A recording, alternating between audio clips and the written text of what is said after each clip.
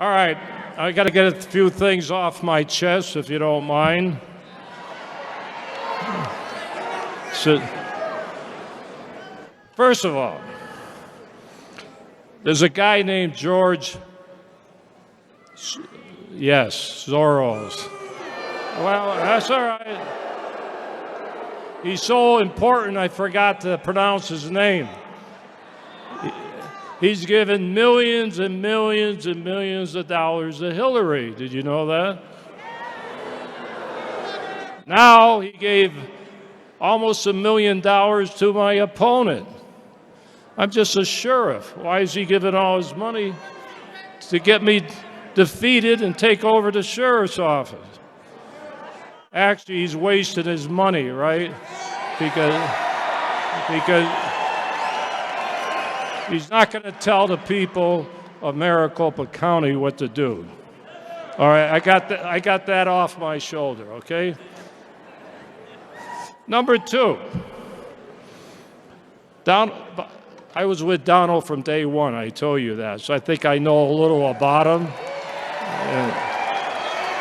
So, Phoenix is a great city, but I became very, not angry, I never get angry, but the city of Phoenix made a big deal because Donald was shaking hands with some Phoenix cops. And he put that on his campaign. He shakes hands with every cop. I'm with him. I know what he does. So why is the city of Phoenix telling him to take down his commercial because there's a few dedicated Phoenix cops shaking hands with him? What's wrong with that? He does it with everybody.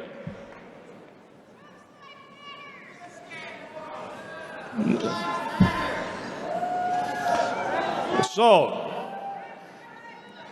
I'm going to get a little personal again. And I've talked to my wife about it. And the reason I'm bringing it up again, I'm very tired of people going after Donald Trump on the sex, the females. I can go on and on. That he doesn't like women, and you've heard it all. He's got a heart, believe me, a big heart. So I've supported a lot of presidential candidates, and I'm not going to go into the list, but he's different.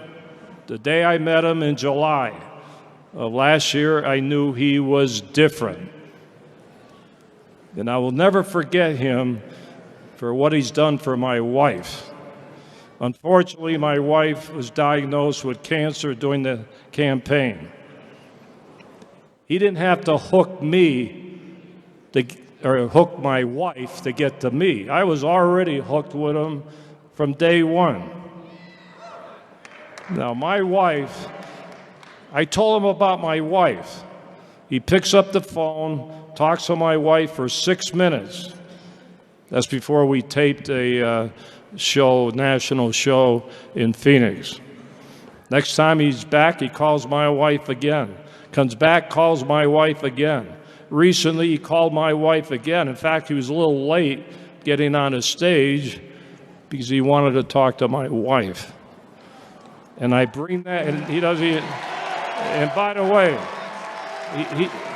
he doesn't even know what my wife looks like. Never met her personally. So one day, I hope that will happen. So I bring that out because of all this garbage about Miss Universe. And every time he says something in a rally, I've been to many of his rallies, a rally is there to rally. You're supposed to get you guys, excited. So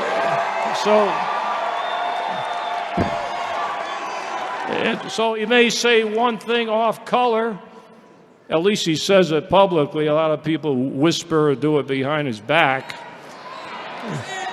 So, not going to get into the media. What was that? I don't know.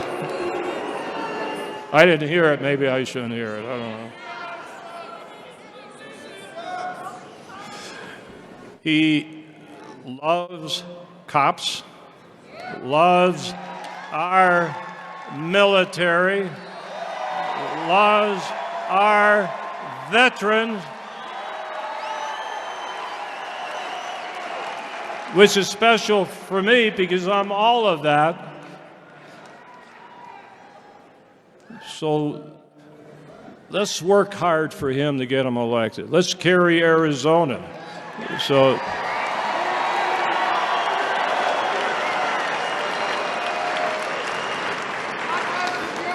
I want to get to Hillary for a minute.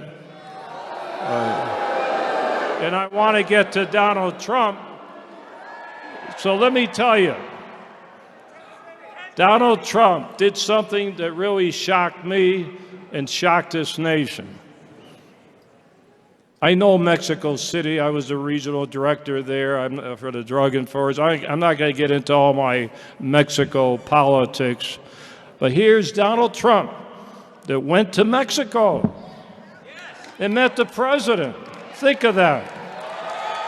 Now, I'm shocked because I thought they hated him more than me.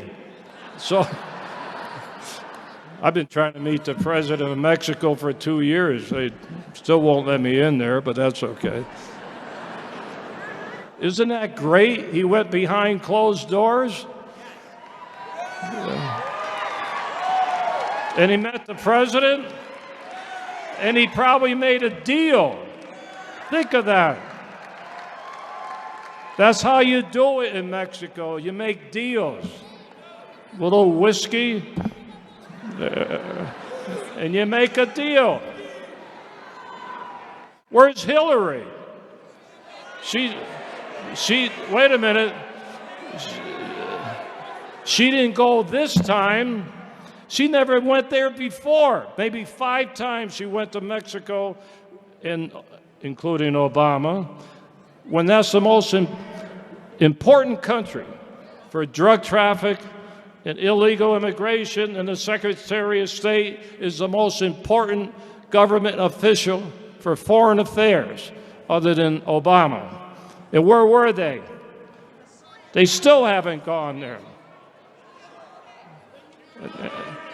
Now, Donald Trump, right from the beginning, he talked about illegal immigration and the wall. Everybody else didn't want to whisper that. He made all the candidates talk about illegal immigration. If it wasn't for him, we wouldn't be talking about it now. But now he talks about putting up the wall. The wall is great.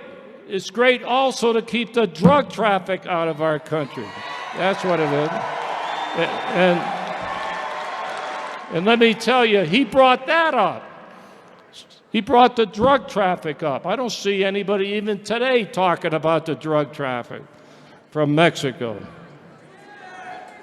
So he's been ahead of the game. Then the terrorism, he brought that up. So does he have a psychic ball, or is he just smart and uses common sense? That's what it is. And we need a guy in the White House that has some common sense and some guts. And I'm going to tell you, I'm not going to use a certain, I'm not a psychologist. I'm just a senior citizen that's been around for a long time. But I'll tell you, when he says he's going to do something, his character will make him do it when he takes office. So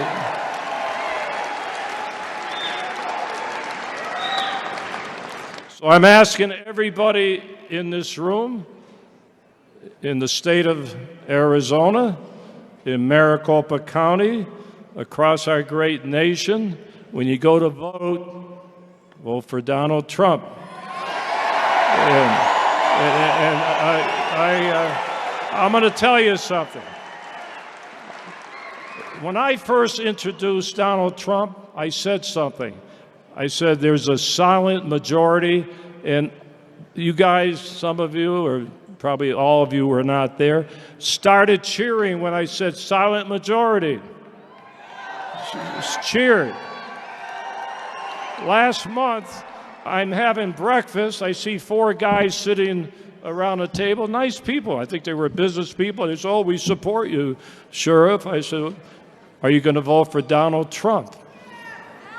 One guy pulls a hat from his pocket. He didn't wear the hat, he pulled it. And I was going on national TV 2 hours later. I brought that instance out because I'll tell you, there is a silent majority. They may not wear the hat, but they got the hat in their pocket, and they're going to vote for him. That is the secret weapon. So get out there and vote November 8th, and let's make sure Donald Trump is our next president of the United States. Thank you. Thank you.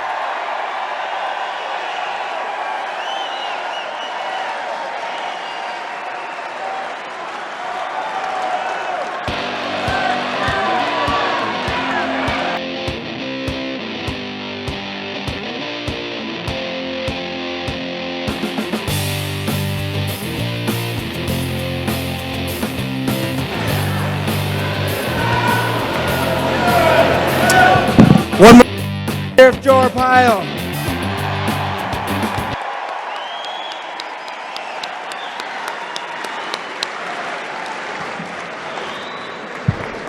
So we've got to let Mr. Trump know. Do you know he's here in the building right now?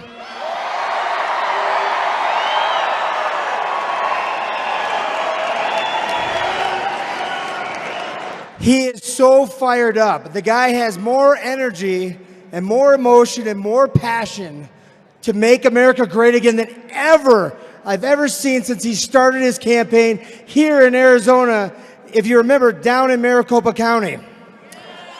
That being said, who do we want as the President of the United States?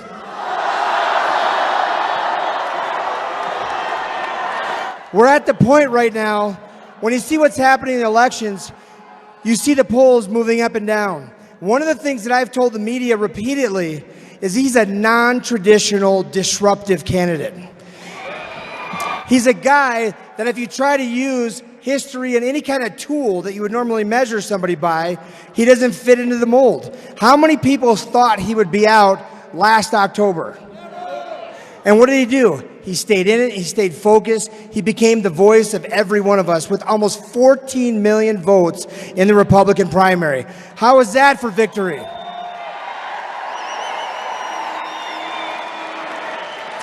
So people have to start to realize that Donald Trump is no accident. He is somebody that stood up. He says, "I want to make America great again," but he says, "I want to make America safe again." He says he wants to make America prosperous again. He wants to bring back jobs to our country. What a concept. In contrast, you have a Republican nominee for president, Donald J. Trump, who has actually had vision. He's taken risk. He's been creative. He's done what an entrepreneur does, and he's built jobs. He's built thousands of jobs. He's had an impact on the quality of life on thousands and thousands and thousands of not just Americans, but people abroad, because his country has gone his company's gone global. When you think of somebody like that, what that is telling you, and what it should tell all Americans, is that this man has experience putting people to work again.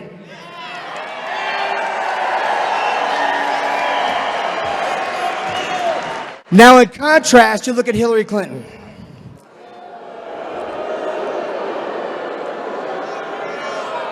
You saw her financial report, right? $276 million. She claims as if she's a common person in that. But do you know that every dollar that she's earned has been on the back of hardworking taxpayers? Her and Bill Clinton have used public office to do what? To become rich, to become powerful, to have influence around the world, and to do so much damage on what we care about as our liberty and our freedom. Do you think she loves America? Does she care for our law enforcement? Is she interested in the prosperity and freedom of all Americans? We have to unify in a way that is real, it's passionate, it's emotional, and we have to drive to have the best outcome. When you think about this election, you heard Governor Brewer come up and say that the pundits and all of the media are saying that this state is in play. Now look, when you think about this, the polling's come out and said he's only up 2.2. We've done thousands and thousands of phone calls where we're calling into your home, and if you've received these calls, thank you for taking the surveys so that we can get a better idea. I can tell you something right here, right now. Arizona will be Donald Trump victor.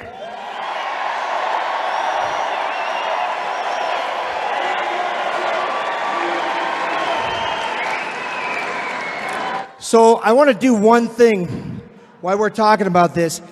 Everybody that has a cell phone, pick it up. Hold it up. Okay, now we're going to show the Donald Trump campaign and America how engaged you are. So what I need you to do, if you want to be informed of what's happening in the campaigns, you want to have inside perspective, if you want to be able to volunteer quickly and be able to rapidly respond when we need you, then you need to text Trump to 88022. I'm going to say it 3 times for you. Text Trump to 88022. Do it right now. Hold those phone ups. Do it now. Make some noise if you're doing it right now. You need to be informed, but you also need to be engaged. When we talk about engagement, it's about doing the work necessary to win elections. It's one thing to come to a rally, to show emotion and energy and support our candidates. It's when you leave here where elections are won. Think about the doors knocked, the calls that are made. And I'm going to actually give you an idea of the Arizona Republican Party as a result of the work of all the countless volunteers that we have here and statewide are doing remarkable things. So right now, to date, the Arizona Republican Party has 19 victory offices statewide that are active, productive victory offices. Here's some statistics for you. So in the last handful of weeks, we've made 858,000 phone calls. Now, you've probably received some of those calls, and you've answered. Maybe you're getting sick of the calls, but be prepared because we're going to keep calling, keep calling. The calls are going to encourage you to work. They're going to encourage you to volunteer and encourage you to participate. Doors knocked so far, and it just got cool enough to where we get our volunteers out. 125,778,000 doors have been knocked on in this state. That's when volunteers are knocking and they're delivering literature and Donald Trump's message to what? That's it.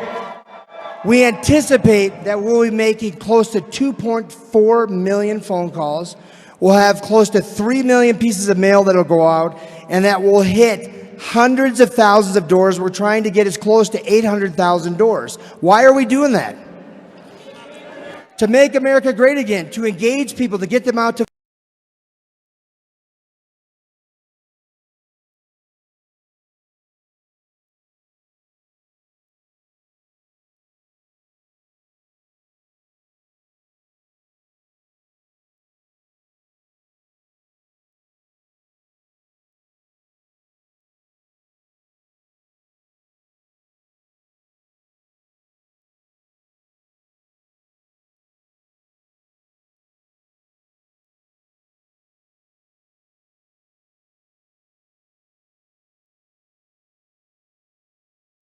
try to stack the deck. The New York Times and other agencies in the supposedly nonpartisan, unbiased media has put their hands squarely on the scale, and they're doing everything they possibly can to tip this election in favor of Hillary Clinton. You cannot let that happen. We need to tell them who's going to be the President of the United States. Say it louder. Who's going to be the President of the United States? It is it. It's up to you. It's up to the people in this room to engage, to make it happen. Make America great again is the mission, and it's our purpose. Now, a couple dates and times that you need to be aware of, because this election is right on our heels. So we have 7 days and 10 hours until the early ballots drop in your mailbox. Okay? Thousands and thousands, hundreds of thousands of voters vote in the first 2 weeks of this election. So in 7 days, they have the opportunity to start voting. You have to be passionate. You have to engage. I always say to the media that Hillary Clinton, the ice queen, is going to melt in Arizona.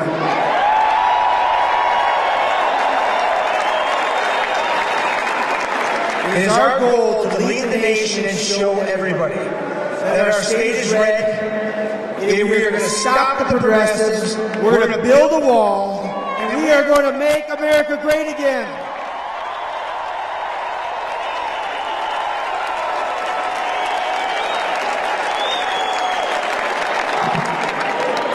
All right. Now, I had the great opportunity to introduce you to somebody that you know well. And he's somebody that serves with a passion here. He serves with a passion back in New York. He is somebody that when I call him, I can call at 2 in the morning, 5 in the morning, 7 in the morning, he picks it up. He doesn't sleep anymore. And that's our treasurer, Jeff DeWitt.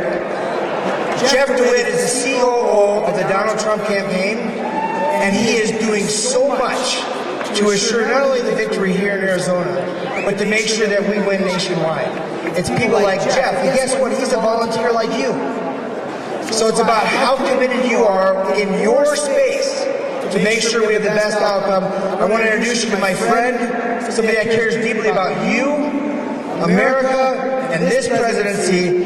The next person I'd like to introduce you to is Jeff DeWitt.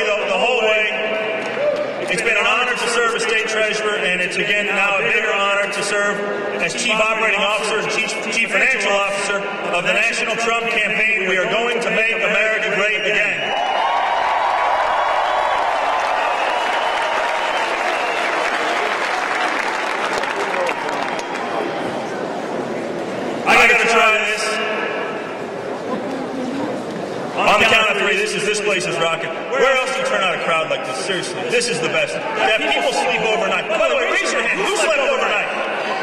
Right here? I heard about you.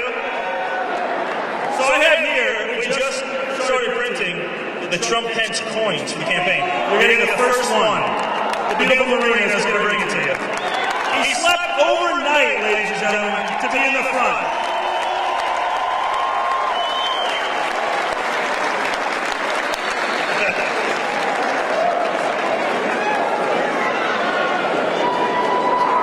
We are going to make America great again, everybody. I promise you, we're working so hard. The day after the debate, I don't know if you know this, but the records as we know it for fundraising, the day after a debate was Mitt Romney 4 years ago raised $6 million. The day after the debate we just had, the Trump campaign raised $18 million.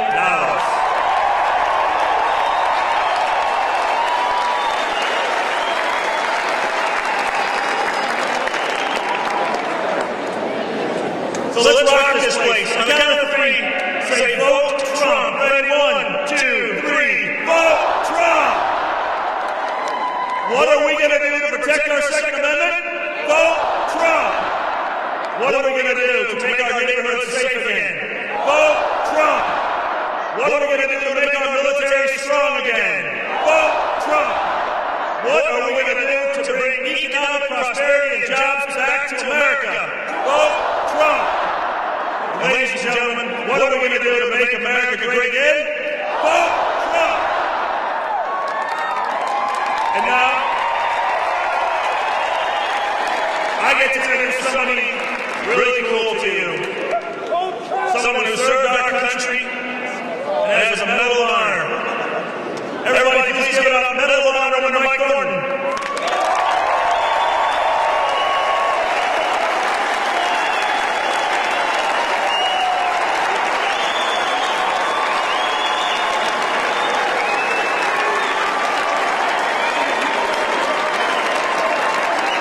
Thank you very much. Thank you very much. Boy, God, isn't this great? What a great day in Arizona. Oh. I'd like to thank each and every one of you great Americans out there, patriots, and my comrade in arms, the men and women who serve this great nation, keep us safe and free. God bless each and every one.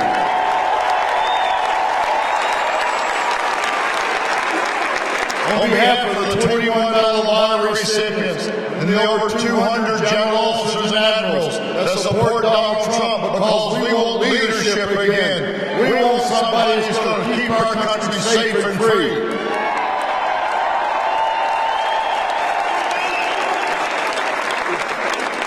Ladies and gentlemen, I've sat around. This is the most trying time in my lifetime. We cannot stand 4 more years of this type of leadership. America should not be bowing down to other countries. America should stand tall.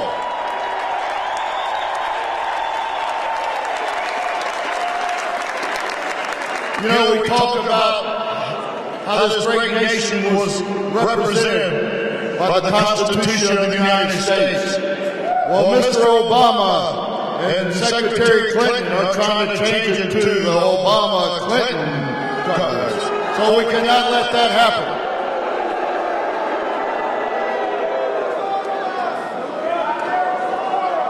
I'd like to ask you one question. How many jobs has Mrs. Clinton got started in this great nation of America?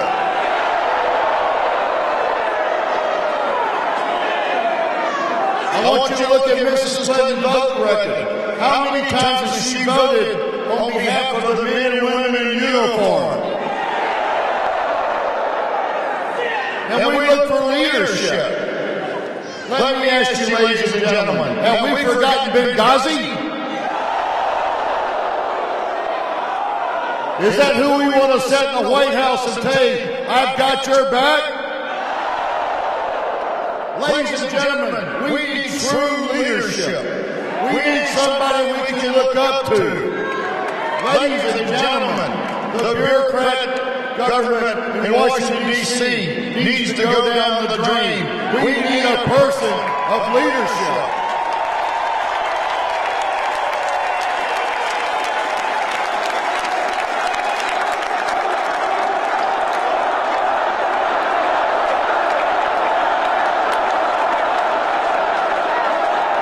So what I'd like to do right now, ladies and gentlemen, I have the great honor and the great privilege to introduce the next president of these United States, Donald Trump.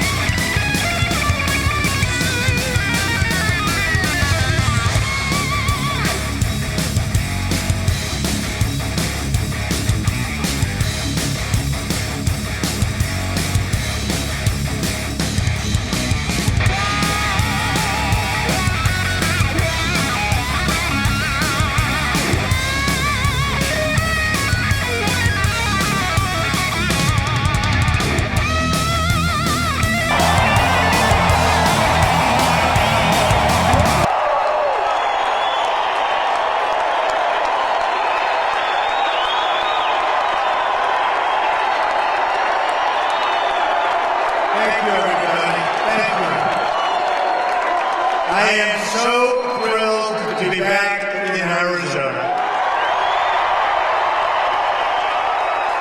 And I just rode the line. I went outside. They say they have 15 to 20,000 people outside. I've never seen anything like it, except at other Trump rallies. Pretty amazing.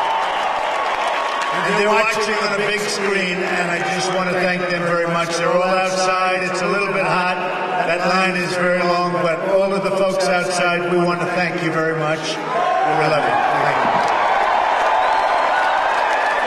And if anybody in this room would like to give up their place to some of the people outside, please raise your hand. Raise your hand. In 35 days, we're going to win this state, and we are going to win back the White House. We're going to make America rich again. We're going to make America rich. I'm going to end illegal immigration, stop the massive inflow of refugees, keep the jobs from pouring out of our country. They're going one way, and it's only out. Our disastrous trade deals and massively reduce taxes. And I will tell you, we are going to reduce taxes, big league, and regulations for our workers and small businesses will be cut in half or more than that.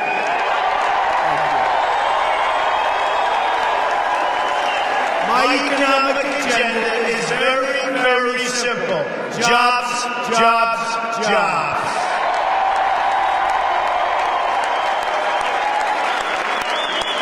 I want to send our best wishes to our great Governor Mike Pence as he prepares for his debate tonight.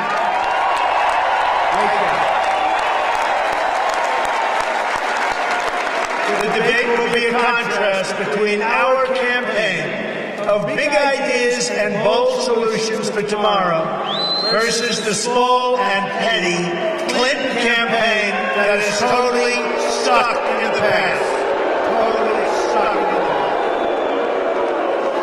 We are changed. She is for 4 more years of Obama, and we can't take that.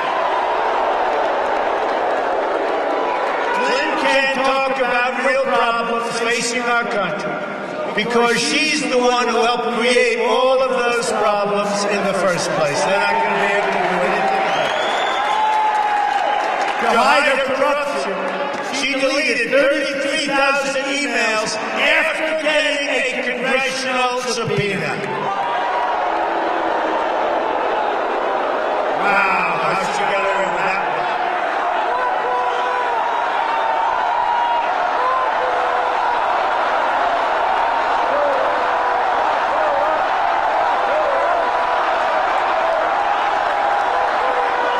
How she got away with that is a disgrace.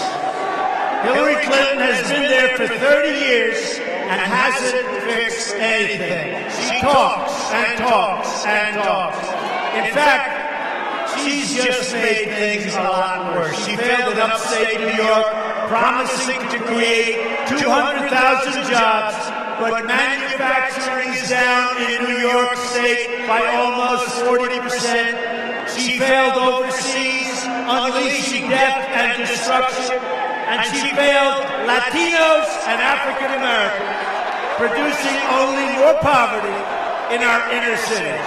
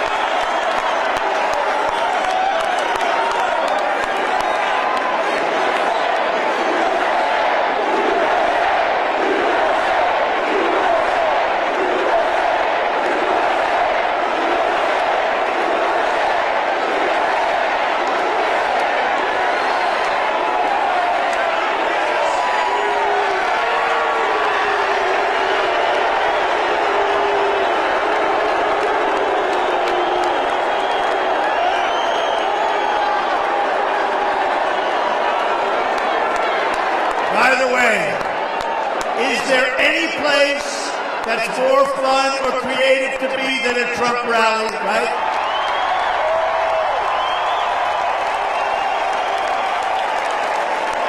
And there's no place safer, believe me, there's no place safer. So now, after years of failure, she complains about how I've used the tax laws of this country to my benefit. Then I ask a simple question. Why didn't she ever try to change those laws so I couldn't use them? You know why? She could have changed the laws when she was in the United States Senate, but she didn't. She named a few buildings, that's all she did. The reason that she did not do that is her donors and contributors have used those same tax laws as I did, same way. I know all of their names, and I know who they are, but it's not up to me to make them public figures. But just check it out. Two public Hillary supporters who are known are George Soros, who declared losses of $1.5 billion. Soros declared 1.5 losses, $1.5 billion in just 6 months. And Warren Buffett declared $873 million. Ask them, did they write off those losses? Oh, I doubt it, man. Oh, I doubt it. And there are many, many more. Many more. We could go through a long list, but just take a look at her donors. I know how the tax code works better than anyone, and I'm going to fix it so it's fair and just and works for you. Works for you.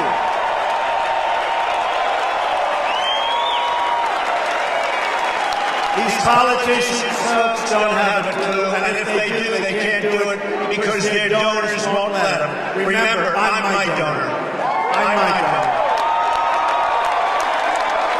We have created a movement like has never been seen in this country before. A movement that even our enemies back there, look at all that press, among the most dishonest people in the world. But even our enemies in the press say it's one of the great political phenomena of all time in the history of our country. But we have to get out and vote on November 8th, or frankly, this movement was just a waste of time, energy, and money. We have to get out and vote. And do your early ballots if you can. I've made my money as a very successful private business person following the laws of our country. Hillary Clinton made her money as a corrupt public official, violating the law and putting her government office up for sale.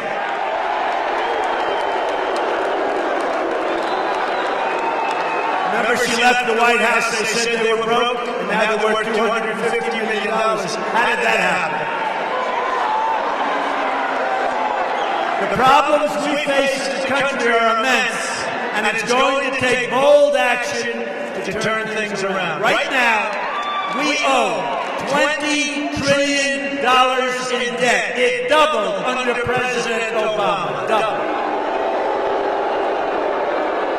Our infrastructure, roads and everything, is like a third world country. The homicide rate last year experienced in its largest cities, single-year increase, is the biggest in 45 years. Think of that. The biggest single increase in 45 years. Homicide. 45 years, biggest increase. Our border is wide open. And drugs and criminal cartels are pouring into the country, and nobody knows that better than the people of Arizona. Nobody. And we're going to stop it.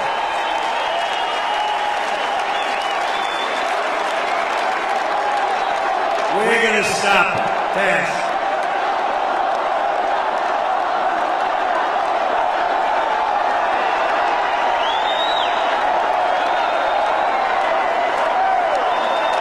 We're going to build the wall.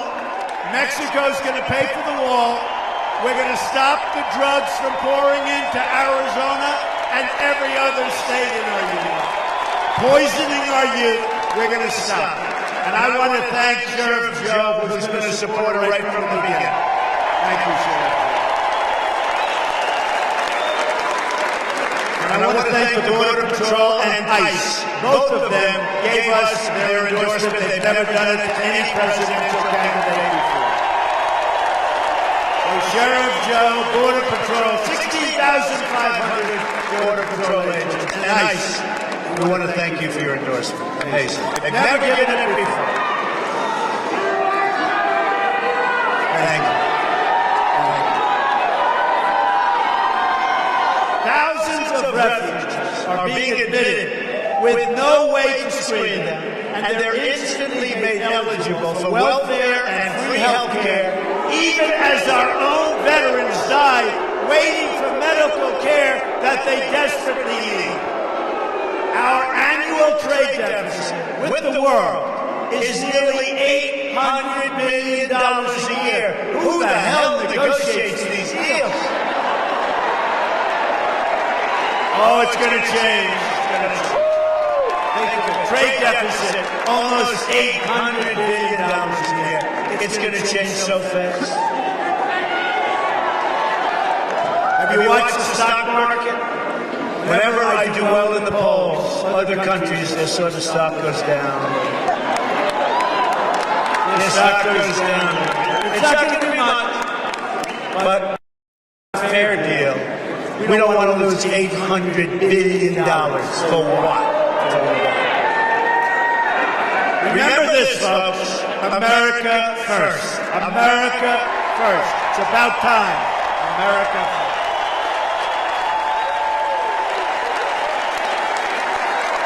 The federal budget is a complete and total disaster.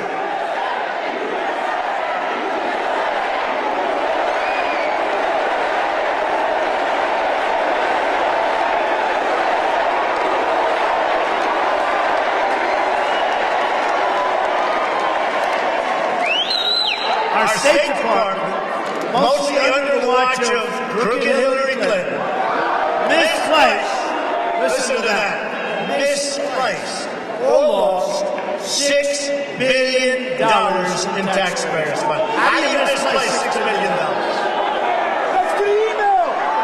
We have the worst recovery, and I say so-called recovery, since the Great Depression, the worst. We're not growing as a nation. We're down to 1%. You know, if China goes down to 7 or 8%, it's like a national catastrophe. They start devaluing their currency. They do all sorts of things to take more business out of our hides. We're at 1%, and we act like, oh, it's wonderful. Let me tell you, folks, we're in a bubble. And we have to be very, very careful. And we need strong leadership and smart leadership. We need leadership that knows what's happening.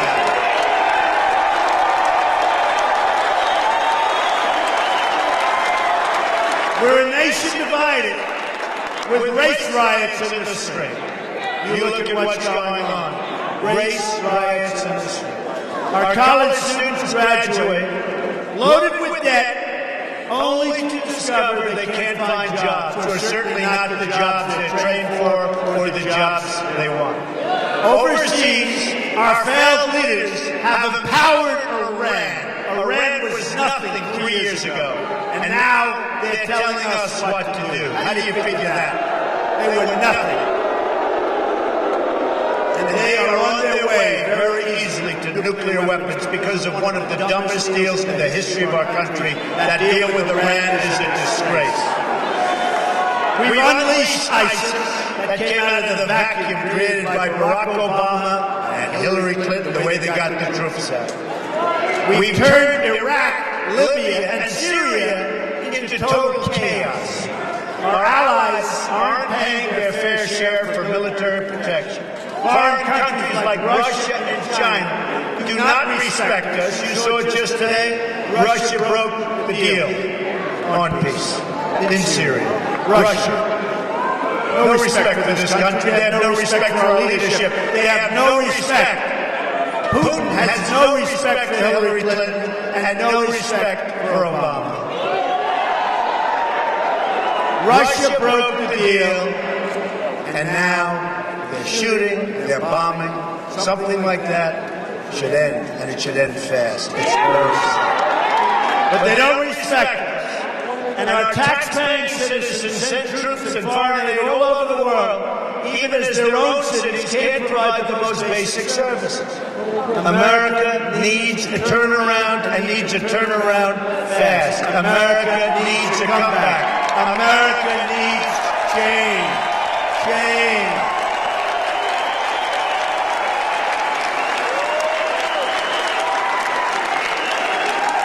And that's why I'm running. That's why I'm running.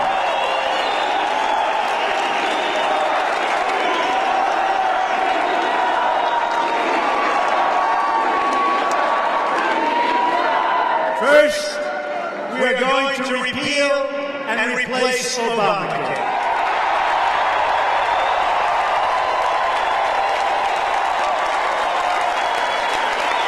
The architect of Obamacare, you remember this from 2 years ago? Jonathan Gruber admitted in front of a group of his so-called friends, unfortunately one of his friends wasn't so friendly, admitted that the whole sales pitch on Obamacare was a lie. He called it the stupidity of the American voter. Do you remember that? But the only stupidity was the stupidity of our leaders who passed this disaster into law over the objection of the American people. And it was all a big lie. Because without the lies, it would have never passed. Even the Democrats would not have voted for it. President Obama said, if you like your doctor, you can keep your doctor, remember?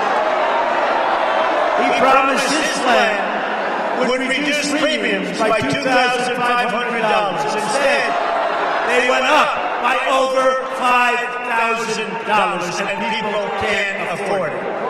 Now, did you hear yesterday? Did you hear yesterday? Of all people, maybe he's not a very good surrogate. I don't think so. President Bill Clinton came out and told the truth about Obamacare. This was yesterday. He He's absolutely trashed President Obama's signature legislation. Remember, Hillary Clinton called Obamacare one of the greatest accomplishments of President Obama, of the Democratic Party, and of our country. Give me a break. You see what's happening with your premiums? They're going through the roof. Some are up 60, 70, 80%. But Bill Clinton has a much different view. This was yesterday. Here's what Bill said. He just said it was a crazy system where people end up with premiums double and coverage cut in half. He's right. He said it's the craziest thing in the world. These are exact quotes, by the way. I'm not, these are exact. Bill Clinton said, quote, people out there are busted sometimes 60 hours a week and wind up with their premiums double and their coverage cut in half. The people getting killed in this deal are the small business people and the individuals who make just a bit too much money and they need the subsidies. They have to get it. He said they're making just a bit too much. He's actually right. Right? Clinton added that it doesn't make any sense and that the insurance model doesn't work. Now, I've been saying that for a long time. At least he's honest. He's very late. In the meantime, she wants to double down on Obamacare. I'll bet he went through hell last night. Can you imagine? Can you imagine? Can you imagine what he went through after making that statement? He went through hell. But honestly, there have been many nights when he's gone through hell with Hillary.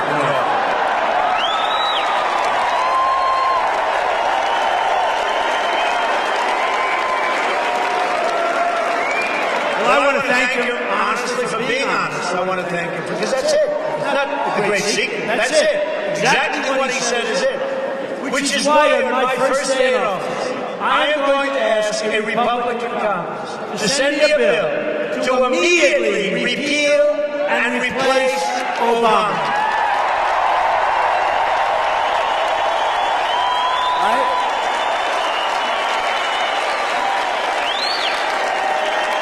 This is essential for Arizona because of Obamacare. Most of the state will only have one carrier next year, if you can believe that. They're all leaving. All the insurance companies are pulling out. And premiums are expected to go way above 50% next year. Good luck, folks. You better hope Trump wins, I'll tell you what. You better get out there. 50%. And by the way, above 50%, and your deductible is so high, you'll never be able to use it, hopefully. Unless it's a really low, slow, violent death. Because otherwise you'll never be able to use it. Your deductible is so high that you'll never be able to. So you're paying far more, and you're getting nothing. You're never going to be able to use it. Deductible's too high. Early ballots are mailed out on October 12th in Arizona. And you need to mail them back as soon as you can.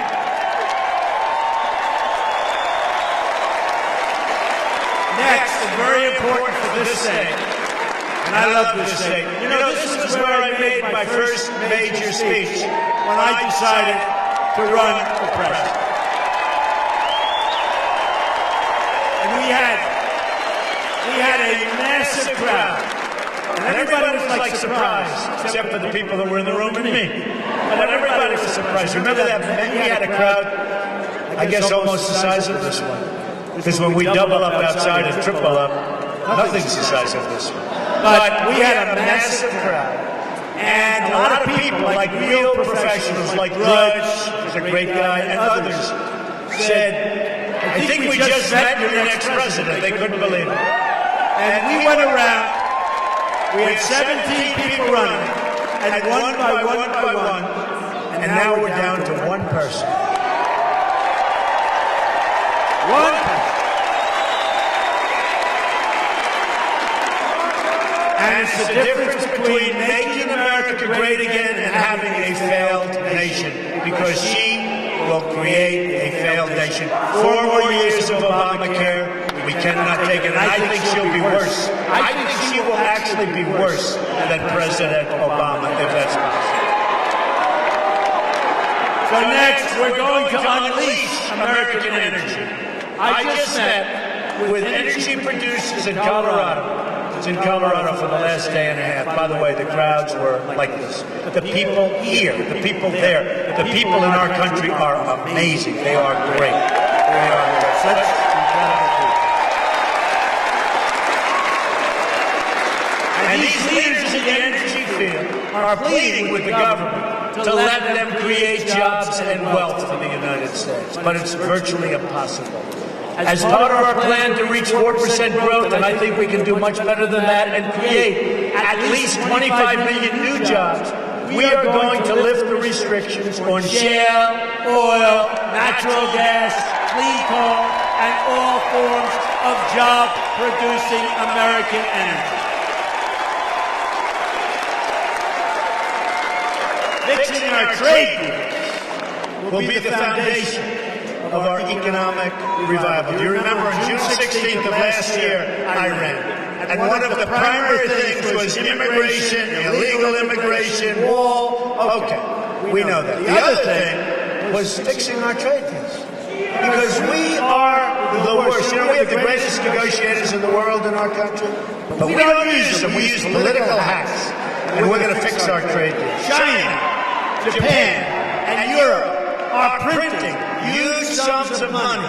The devaluation of currencies is staggering as to what it represents for our country, our businesses, and our citizens. They're taking our businesses away. They're taking our jobs away. We're not on a level playing field, and our politicians don't understand what the hell is going on. They don't understand. And the ones that do aren't going to do anything about it because they're taken care of by the companies that are benefiting. Okay? They're not going to. Our jobs are being lost in massive numbers, and we're not making things in America anymore like we used to, not even close, and we're going to change that.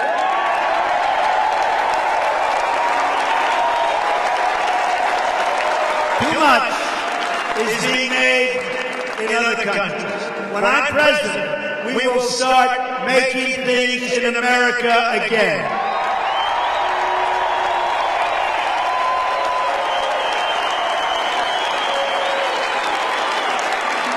Companies like Apple and others will start making their computers and iPhones in our country. Our nation has lost 1/3 of its manufacturing jobs since Bill Clinton signed NAFTA, one of the worst trade deals anytime, anywhere, anyplace. And I'll tell you, that was a deal that was heavily supported by Hillary Clinton. The signing of NAFTA was perhaps the single worst trade deal ever made, not in this country, anywhere in the world. It wiped out huge sections of our manufacturing and other things. And believe me, we're going to do a lot about that. That's easy. Hillary's Korea deal also cost us another 100,000 jobs. She signed the deal with Korea, you know that, with South Korea, and it was supposed to be a wonderful deal. It turned out to be a wonderful deal for South Korea. For us, it turned out to be catastrophic. Take a look at the jobs we lost on that one.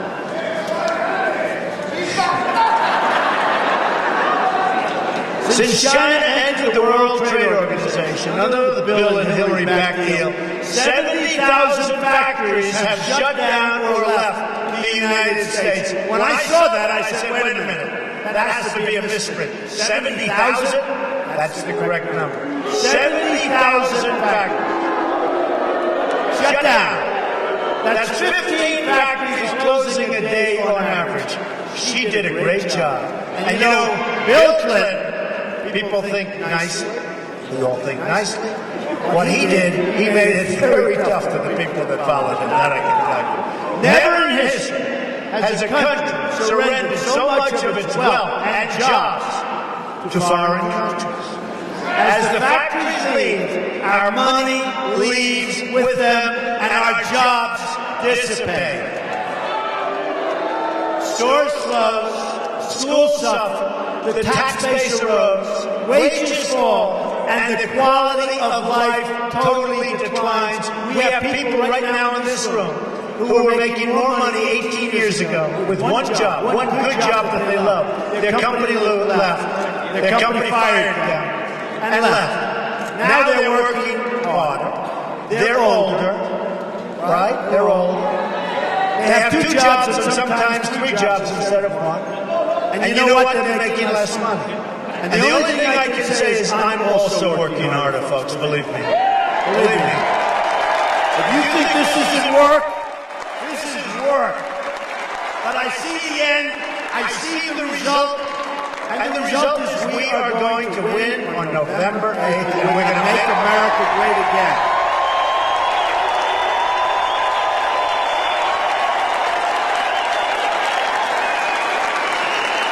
We've rebuilt other countries at the expense of our own. That's not going to happen anymore. And we're going to get along. We're going to get along with countries. I mean, look at China. China drains money out of us like we're a bunch of babies. And yet they build a massive military base in the South China Sea, which they're not supposed to be doing. So they take our money and then they do whatever they want to do. Same thing. I mean, look at Iran. We've given them, we've made them rich, we've made them strong, we've made them powerful so quickly. And then they taunt us. They capture our 10 sailors. They taunt us. They would have never given them back, except all of those payments started. The $150 billion that they get back started. How about with Iran, the $400 million in cash? And then it turned out to be wrong. It was actually $1.7 billion, they say, in cash. That much cash will fill up that side of the arena. I want to tell you, nobody's ever seen stupidity like it. And now, what do? What do? They were in such bad shape. What do? They taunt us by having their boats going around our cruisers. They taunt us by having their jet fighters near our planes. So they feel emboldened. Instead of saying thank you very much, they feel emboldened. Well, we're going to make sure they do the right thing. I can tell you that. It'll be a whole different ball. It'll be a whole different ball.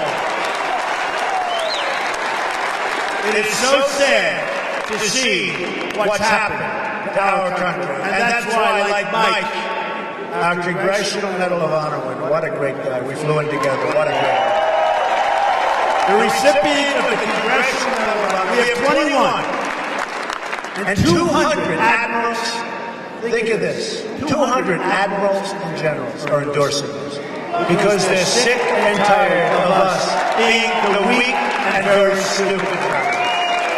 We are led by people that don't have a clue. We're led by a man that can't use the term radical Islamic terrorism. It's sad. Companies like Carrier, General Electric, Motorola, Mattel, Fiat Chrysler, and so many others are moving their jobs to Mexico and other countries. And as you're standing here right now, many of these companies are negotiating to leave the United States. Not going to happen. And now Ford has announced 2 weeks ago that it's moving all of its small car transportation and production to Mexico.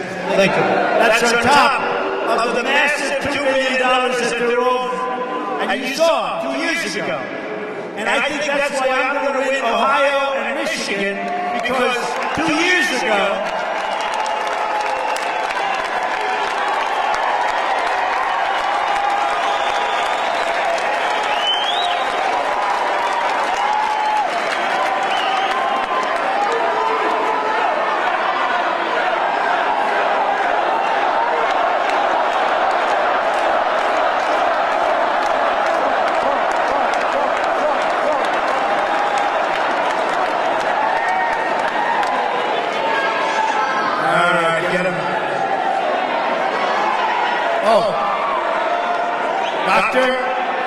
doctor in the house for this? Get a medic, please. Thank you.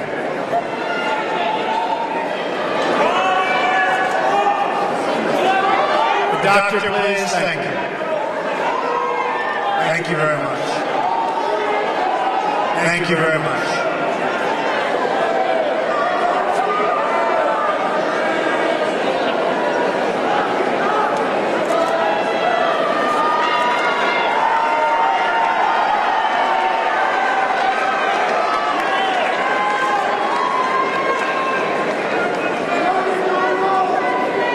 Is he okay? He looks like a tough guy to me.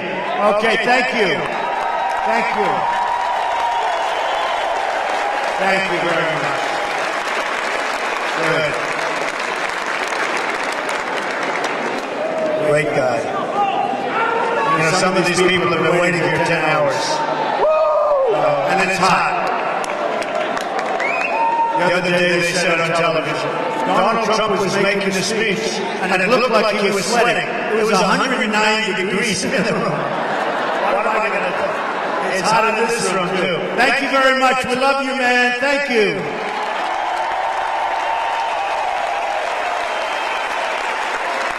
And that's why I think we're going to win the state of Michigan and Ohio, because I've been talking about the car business and the car production capacity moving to Mexico. I've been talking about it for 6 years, and you look at what's happened. Mexico is like the eighth wonder of the world in terms of the factories they're building.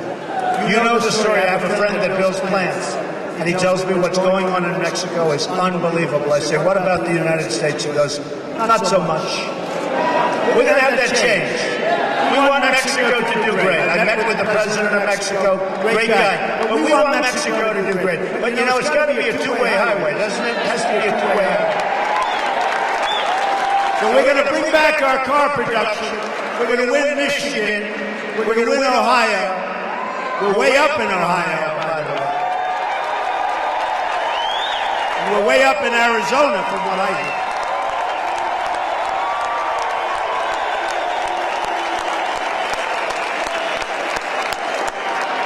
We're going to renegotiate NAFTA, and if we don't get the deal we want, we will withdraw immediately from NAFTA and start all over again, and we will create a much better trade deal.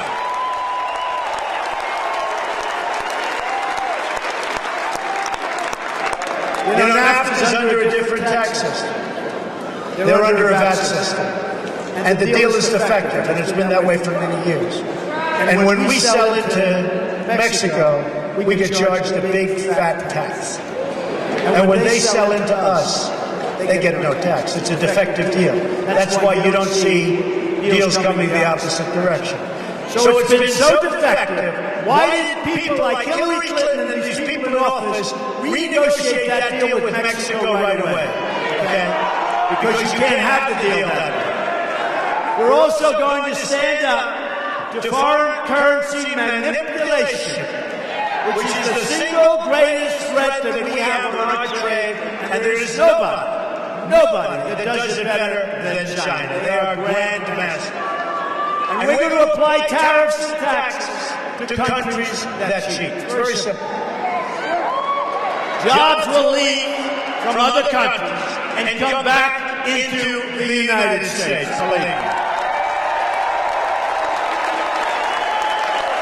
Factories will come rushing home, our schools and communities will be revitalized, and our poor citizens will get new jobs at higher pay and have brand new hope for their lives.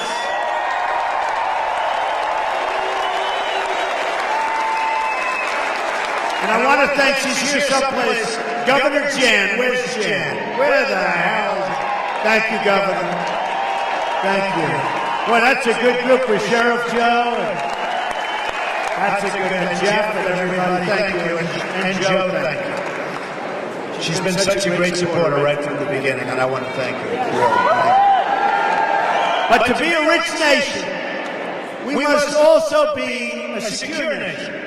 Security begins at the border, right, Joe?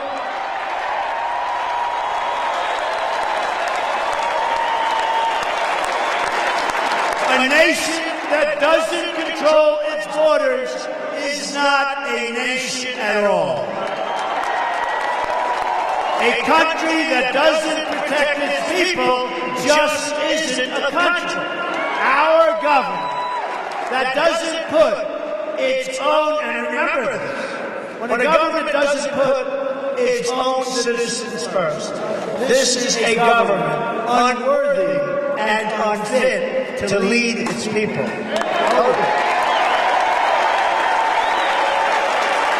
Look at the crime. Look at the drugs. Look at how our youth is being poisoned. Just poisoned. And not only our youth, but look at our youth is being poisoned by the drugs that flow in from our border. We're going to stop that so fast your heads will spin. Here are some heartbreaking examples of how our government has failed our citizens. Countless Americans who have died in recent years would be alive today if not for the open border policies of Hillary Clinton and Barack Obama. She wants totally open. Come on in, everybody. Come on in. Enjoy yourself. Pick up your health care. Pick up your health care better than your veterans. Better than our veterans in many cases. This includes incredible American lives, like 21-year-old Sarah Root, whose parents I've gotten to know, and they're incredible people. Heartbreaking. The man who killed her arrived at the border, entered federal custody, and then was released into a United States community under the policies of Barack Obama, Hillary Clinton, and this administration. He was released again after the crime, and now he's at large, and nobody has any clue as to where he is. Sarah had graduated from college just the day before with a 4.0 grade average. She was number one in her class, and she died a day after graduation, killed by a vicious animal that should never, ever have been out. Also among the victims of the Obama-Clinton open border policy was Grant Ronnebeck, a 21-year-old convenience store clerk from Mesa, Arizona. He was murdered by an illegal immigrant gang member. And by the way, day one, the gang members, the drug lords, all of them, they're out.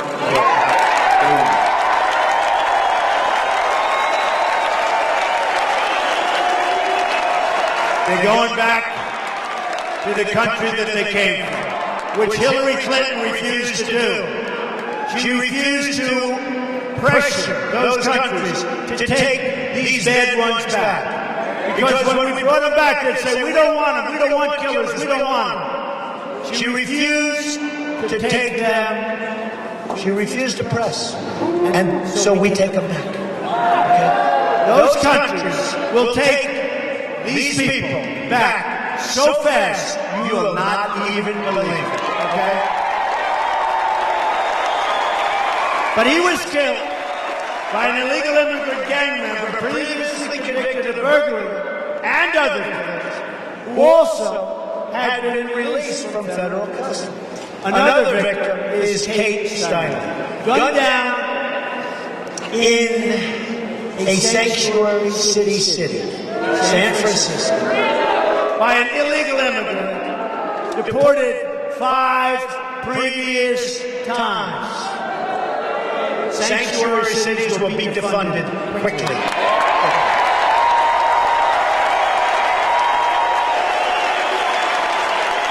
Then there's the case of 90-year-old Earl Erland, who was brutally beaten, savagely attacked, and left to bleed to death in his home. The perpetrators were illegal immigrants with criminal records who did not meet the Obama administration's priorities for removal, even though everybody said, get them out and get them out fast. In California, a 64-year-old Air Force veteran Marilyn Farris, was sexually assaulted and beaten to death with a hammer violently. Her killer had been arrested on multiple occasions, but for whatever reason, and nobody knows why, was never deported. Also in California, my good friend Jamil Shaw, great guy. Many of you have gotten to know Jamil.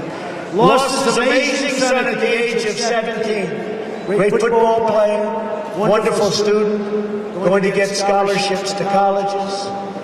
He was walking home to see his father. He was viciously shot and killed by an illegal immigrant with 3 gun charges as well as battery of a police officer.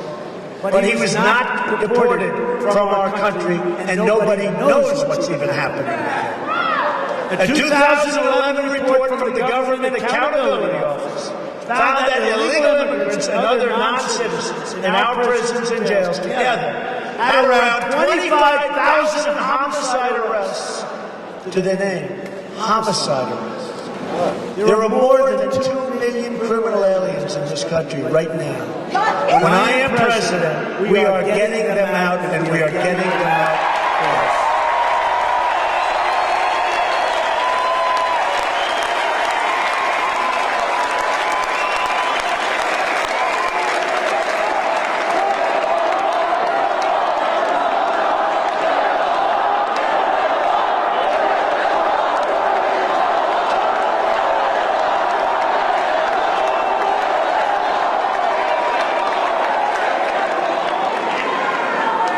We are going to build the wall.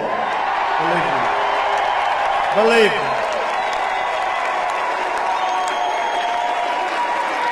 Okay, are you ready? Who's going to pay for the wall? Who? They are. They don't know it yet, but they are. And you have to understand, they're great people. The Mexican people are incredible people. Their leaders are much smarter than our leaders. And between the border and trade, tremendous advantage is taken of the United States. Tremendous. Joe knows that. Everybody knows that. And we don't do anything about it. We don't, because we're led by people that don't know. Honestly, they're incompetent. They don't know what they're doing. Now, we have a massive trade deficit with Mexico. When you look at the trade deficit, and then when I say they're going to pay for the wall, you'll understand it exactly. Because the wall is peanuts compared to the trade deficit that we have. So when you have that kind of a trade deficit, and you want something built, it's going to be paid for in one form or another by Mexico. You can count on it 100%.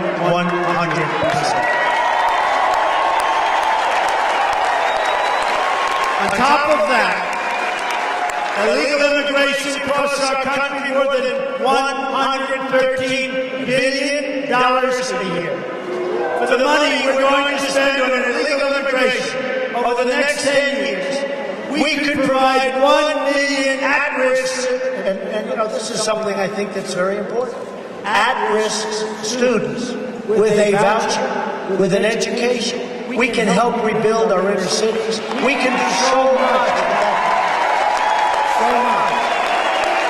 At the same time, our country is being infiltrated right now by terrorists. We're taking thousands and thousands of people into our country. We have no idea who they are, where they come from.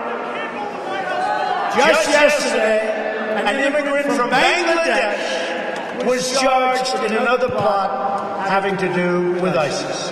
Hundreds of immigrants from high-risk regions have been implicated in terrorism inside the United States since 9/11. The terrorists who planted the bombs in New York and New Jersey and who carried out the ball stabbings in Minnesota were foreign nationals admitted into our country, as was the ball shooter in Washington. Or look at the cases like the Boston bombers here on Asylum, or the San Bernardino shooting. You remember the San Bernardino? Where they gave a baby, they gave a shower for the baby. The same people that gave that beautiful shower for the baby, for their baby, were shot and killed. And they were here on a fiancé visa from Saudi Arabia. Who ever heard of fiancé visa, and she probably radicalized him. Or the Orlando shooter, the son of a Taliban supporter from Afghanistan. I'm going to keep the terrorists the hell out of our country.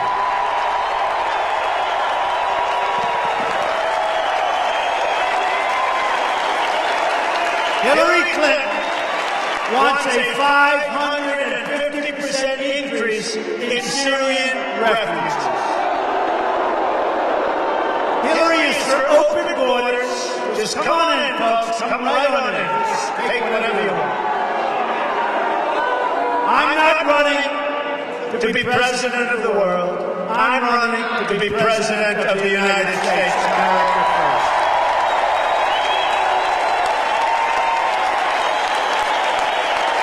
For the first time in American history, thank you. For the first time in American history, we have the endorsement, as I said, of the ICE officers, of the Border Patrol people, Sheriff Joe, so many, Jan, so many people have endorsed us, especially over the last short period of time. They see what's happening. They see what's going on. They see a movement. By the way, the press is being driven crazy. They are being driven. They have never seen anything. They are not happy. They have never seen anything like what's happening right now in our country. And it's a great thing. It's a great thing. They have never seen anything like it. Don't we love it? Don't we love it? We are going to build a wall. We are going to enforce our laws. And we are going to keep our people safe. The chaos, the violence, and the crime will come to an end beginning in January of 2017.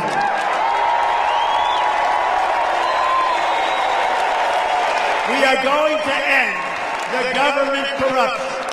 Hillary Clinton put her emails on an illegal server, open to foreign hacking. Then she bleached and destroyed 33,000 emails after the subpoena. She lied to Congress under oath, and her staffers took the Fifth Amendment and got immunity deal. It's worse than Watergate. It's worse than Watergate. The investigation of Hillary Clinton was rigged.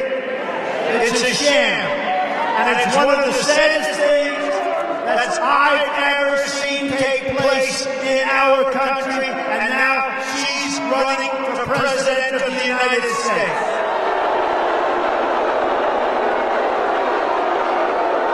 We've become a banana republic, and today we learned that the FBI made a deal, and it was a side deal that people didn't know about, with Clinton's top aides, that it was okay for them to destroy their laptops. This was just reported. Hillary Clinton is the ringleader of a criminal enterprise that has corrupted our government at the highest levels, and the American people have one chance to stop what's going on. Send your ballots in now and get out and vote on November 8th. Get out and vote. Have to vote. Don't let them take this away from us, folks. Because they may talk about this great movement like they've never seen. But you know what? If we lose, it was a big, fat waste of time, energy, and at least in my case, a lot of money. We're also going to fix our inner cities. 45% of African American youth live in poverty. 58% of African American youth don't have jobs. More than 3,000 people have been shot in the city of Chicago since the beginning of the year. Think of that. Since January, 3,000 people have been shot. Obama's hometown. Homicides are up nearly 50% in Washington, D.C., and more than 60% in Baltimore, and all other cities is a disaster. The Democrats, like Hillary Clinton, have run the inner cities for 50, 60, 70, and in some cases even more than 100 years. They've produced only more joblessness, failing schools, and rising crime. They've horribly failed and abused our African American and Latino communities. To those African Americans and Latinos suffering in our country, I say very simply, what the hell do you have to lose? Vote for Donald Trump. I am going to fix it. I am going to fix it. It can't get much worse than I say it. What do you have to lose? I'm going to fix it. To everyone in the country, I can almost say the same thing. You look at our massive debt. You look at our depleted military, greatest people on earth, our depleted military. You look at how badly our vets have been treated. You look at what they want to do with our Second Amendment. You look at so many things. You look at our borders that are, in some cases, non-existent. And I could say the same thing.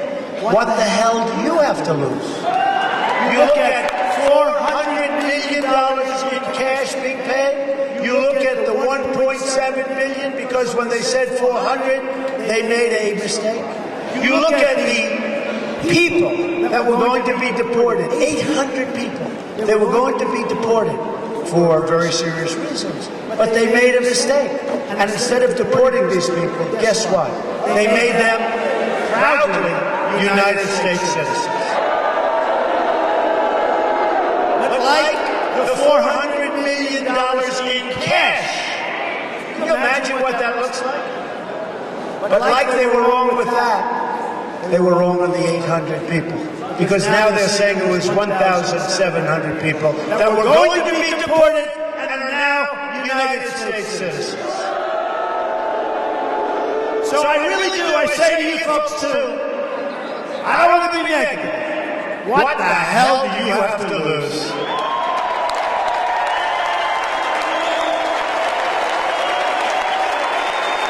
We will have safe communities for everyone. School choice for your children. We're going to, by the way, end Common Core and bring education law.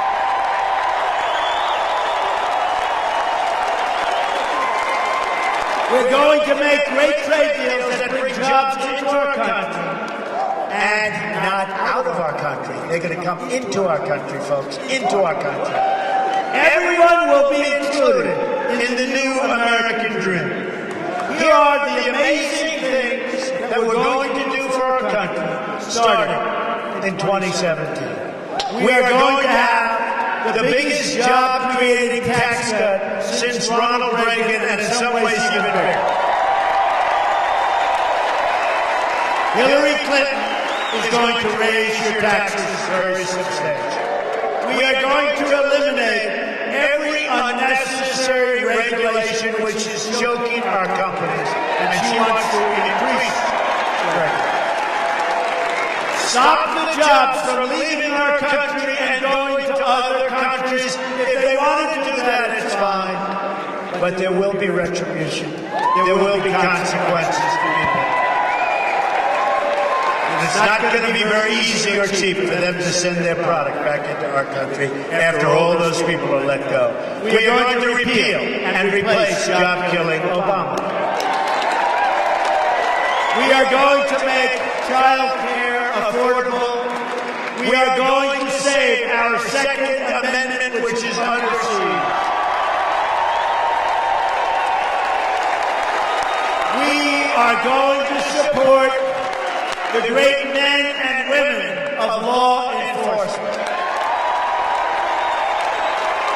We will rebuild our depleted military and take great care, finally, of our veterans.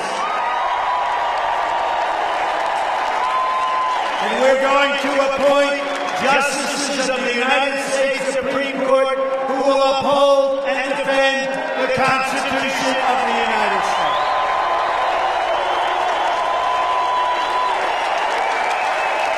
We are going to rebuild America.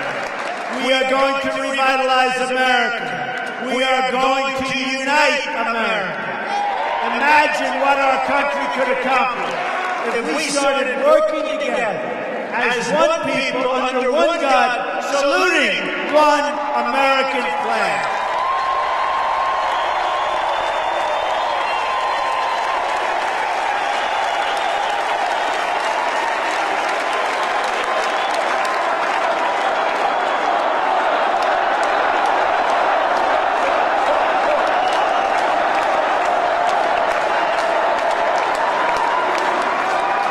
You're going to look back at this rally for the rest of your life.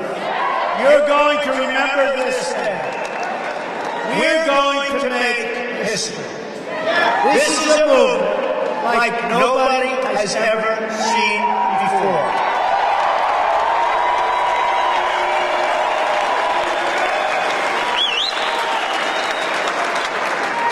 History will be made. You're going to look back at this event. And you're going to look back, more importantly, on November 8th when you cast your vote.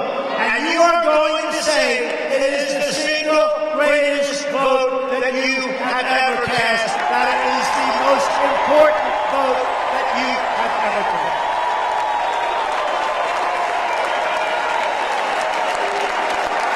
You are going to be proud of your country again. And you're going to be proud, hopefully, of your president again.